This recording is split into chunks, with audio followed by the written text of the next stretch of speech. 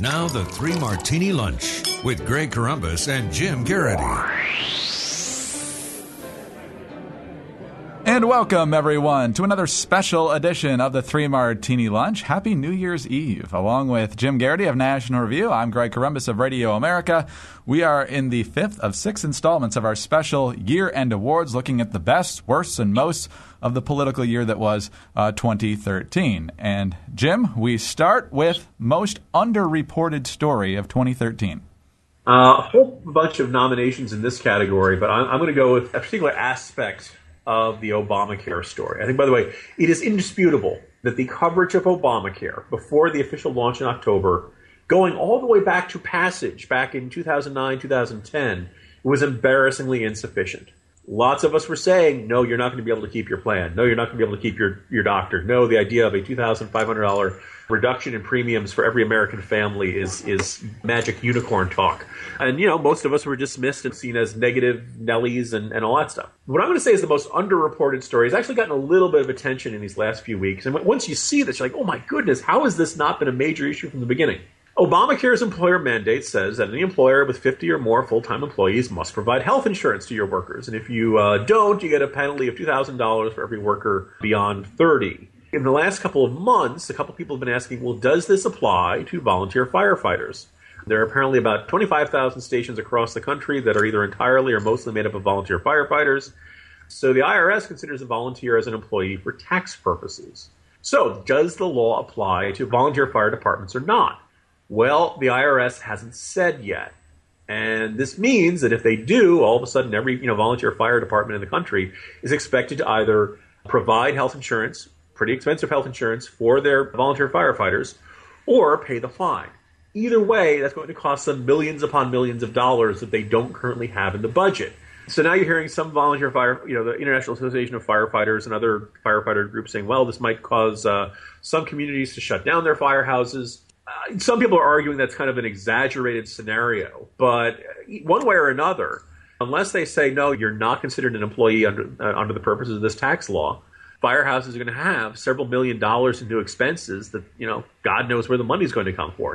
Localities may have to raise their taxes left and right just to cover the cost of having a functioning firehouse. The IRS could say, no, we don't consider them to do that. What's intriguing is this was raised like maybe 6 weeks ago, and you figure with every firehouse in the country saying, hey, does this apply to us or not, they'd get on the stick and they'd really come out and try to come up with an answer.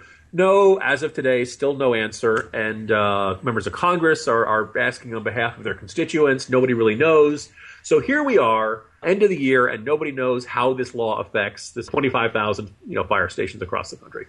The fact that this hasn't been covered more and is seen as an example of just what a legislative monstrosity it is makes it my nomination for the most underreported story of 2013. When you talk about first responders, who are not paid very well in most cases, this is potentially going to be a very big hit on them. Great choice, great choice. Mine is something we've seen in Syria, we've seen in Egypt this year, we've seen in Africa, we've seen it in places like Afghanistan and Pakistan, but it seems to be really ramping up in a way, but not getting a lot of coverage, and that is the rampant persecution of Christians. We see what the Syrian rebels have done to Christians there. We saw what the Muslim Brotherhood was doing to the Coptic Christians before they got run out by the military. We see stories every once in a while of 50 people burned to death in Nigeria, and the media generally chalks it up to sectarian unrest, but it's going one way the vast majority of the time. We've seen it to some extent in Pakistan, Afghanistan. It's even happening quite a bit in Iraq, unfortunately, even though there's the new regime in power there. And so, obviously, domestic news is going to get more attention than international news. Everything can't fit on the front page, but the fact that there hasn't been more attention to this is pretty disturbing. A very solid choice there. And you can't tell whether that's a reflection of some sort of ideological agenda, newsrooms not being interested in the persecution of Christians overseas, declining foreign bureaus, declining interest in foreign news, or maybe the audience's disinterest. If the media doesn't spotlight these horrific crimes, well, then the perpetrators are going to get away with it, aren't they? Absolutely. All right, on to most overreported story of the year. Jim? There's an excellent chance you and I will overlap on this. And Greg, I'm just going to say all the 2016 wrangling. Very little that happens in 2013 is going to actually impact who wins the presidency in 2016. And all the talk about the wrangling and jockeying and who's going to visit Des Moines and who's going up to visit New Hampshire. Look, nothing really gets set in terms of campaigning until 2015 at the earliest. So if you're, a governor, or if you're a Republican governor, or if you're a Democratic governor and you're thinking of running for president, a really good thing to do right now is to start lining up your accomplishments. You've actually got a good 2 years to go. So if you want to get a really big bill passed through your state legislature, go do that. If you want to enact some sort of really important change that's going to make things better in your state, if you're in the Senate and you want to introduce a bill and really push for it to get through your chamber, go right ahead. If you're Marco Rubio on the immigration bill, maybe it's not such a great idea. But, do stuff right now. You want to be president? Accumulate a really strong resume. Get things done. Show people you could actually do something in it instead of saying, look, I just wowed them at the Jefferson-Jackson dinner in Des Moines last week, or, stuff like that. There's way too much obsession over this. Very little of this stuff is going to matter. The public is not tuned in yet. And I think it says something. It's ironic somebody who, writes the campaign spot, 365 days a year, getting tired of campaigning. But ultimately, look, we need a governing season in this country, and it's exacerbated by a president who believes in doing campaign-style events morning, noon, and night all throughout the year. But I really yearn for a president and for lawmakers who actually focus on getting things done once in a while. And it doesn't have to be just passing legislation. Try to repeal legislation, all right? Try to eliminate a regulation. Just do something other than run around giving speeches, because there'll be plenty of time to do that. I wouldn't do any of these things until, say, any earlier than the mid-2015 if it was up to me. But obviously it's not. But this is a ludicrously over-reported story. Way too much time, airtime, pixels, and ink get devoted to this stuff. Could not agree more with you there. I think there should be a rule that no campaign cycle should be addressed in any meaningful way until the current campaign cycle is over. So once 2014 is done, sure, then start to speculate a little bit. You'll probably get people jumping in relatively early in 2015, and then you can investigate their backgrounds. But yeah, I mean, to be talking about whether Chris Christie is the front runner at this point or whether Hillary's got it locked up, we don't even know who else is likely to run here. There's some speculation on some of the names, but that's all it is at this point, is speculation. Any poll, it's just name recognition, and it's just a colossal waste of time, as you said. So very well stated. Mine is probably not the most intellectually stimulating, over-reported story of the year. It's how the mainstream media has become celebrity reporters. And we saw this a ton this year with Miley Cyrus in particular and her disgusting performance at the MTV Video Music Awards. Surprise, surprise, there was something shocking at the MTV Video Music Awards. So then it gets a week's worth of coverage. There's breaking news on Kardashian marriages, babies, divorces, whatever. The idea that this stuff matters to anybody other than those people when we have real issues going on. You've got millions of people losing their health care. You've got a world on fire. You've got an economy that's just bouncing along the bottom, as you like to say, and how these stories somehow merit airtime on supposedly legitimate stations and in legitimate publications is just beyond me. My philosophy in most of these things is a place for everything and everything in its place. Look, if you want to pick up the People magazine or Us Weekly or, watch TMZ, go right ahead. But keep it out of my Today Show. Keep it out of my mainstream news section. At the most, this belongs somewhere in the style section of the paper, not in the front section. Entertainment, yes, it's the toy department of life, and, sports. We all have our diversions. That's fine. But at some point, you got to put the diversions aside and look at the real world and really more consequential things. And it feels like the news media just doesn't want to do that all that often. Look, yes, I understand real news is depressing, but you know what? It matters. So that's why you have to pay attention, and that's why the over-reported story should be less reported, and the under-reported story should be more reported. Amen. Amen. Very well said. All right. Last one for today, the best story of the year. It's not going to surprise anyone. I think it's pretty obvious, the failure of Obamacare. There are many different aspects, many different angles. If I had to summarize it in one sentence, it's that, look, implementing Obamacare means we will end 2013 with more people lacking insurance than we did at the beginning of the year. And the whole purpose of this thing was to try to help the uninsured get insurance.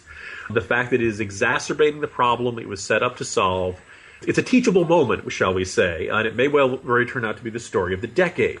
Since October 1st, this has shown us that the world works the way we on the right think it works. We're not right about everything. We make mistakes. Our core contention that big, complicated pieces of legislation often will hit snags, and there will be unforeseen consequences, is a basic fundamental lesson of life that our friends on the left never want to learn, and yet they cannot repeal. You cannot wave it away. You cannot pretend it doesn't exist. It is the truth that government bureaucracies are slow-moving. They are often not responsive, and they are more than with a disturbing regularity, they can be incompetent. We knew this, even if the president didn't, that buying insurance is complicated, okay?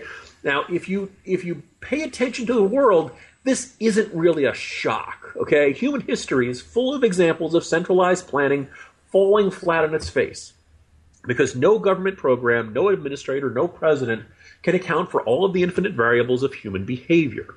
Just a short while ago, there was this poll that said 60% of the uninsured haven't even looked at the exchanges. All right, we spend all this money and all this time and all this effort. We forced old plans to get scrapped, and we go through all of these Herculean changes and grief and aggravation and stress and headaches to help the uninsured, and then the uninsured don't actually go and look at it and aren't buying the insurance.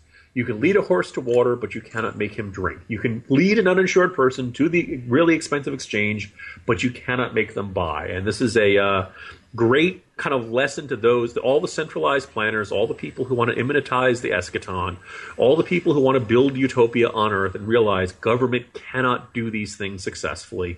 And it is much better to leave people to their own devices, let the free market try those approaches, and let people try to solve these problems themselves, because government is as flawed as any of us and sometimes even more. End rant. Well, I knew it had to be a pretty big story to trump the death of Hugo Chavez as your best story for the year. So, yeah.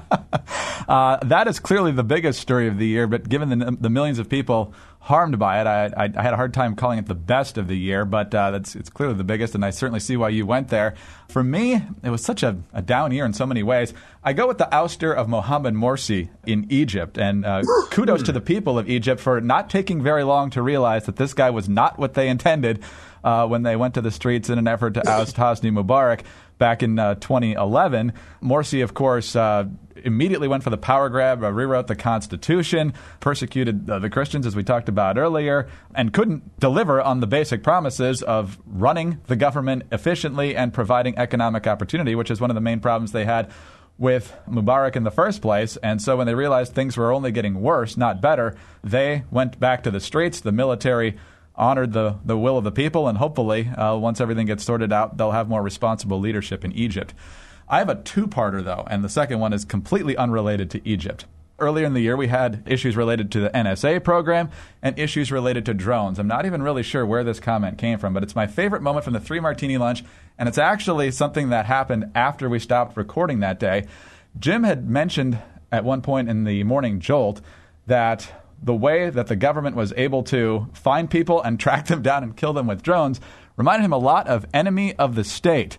And so after we stopped recording that day, I pointed out that I thought Enemy of the State was a good movie for him to choose as opposed to some other options. Here's what he said, and we should point out, Jim does not wish harm on anyone.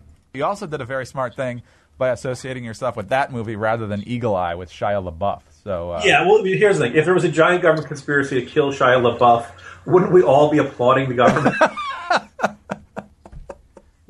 You ruined Indiana Jones! You ruined Transformers! You ruined Wall Street! 3 franchises are enough! No Shia LaBeoufs were harmed in that recording, and Jim, I still laugh every time I hear that. Thank you, Greg. That's an excellent choice. From being Hollywood's golden boy to this latest incident with plagiarism, like the entire cover suggests that everyone in the world hates him. So I'm glad the entire world has come to this conclusion.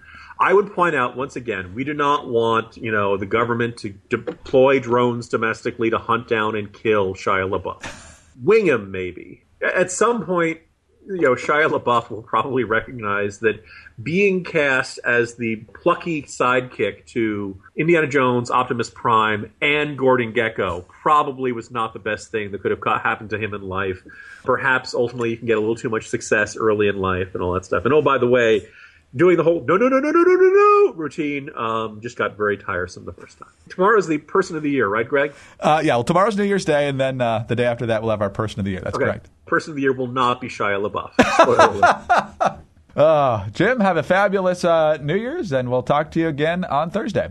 Looking forward to next year, Greg. See ya. Jim Garrity of National Review. I'm Greg Corombos reporting for Radio America. Please join us on Thursday for the next 3 Martini Lunch, and have a fabulous New Year's Day.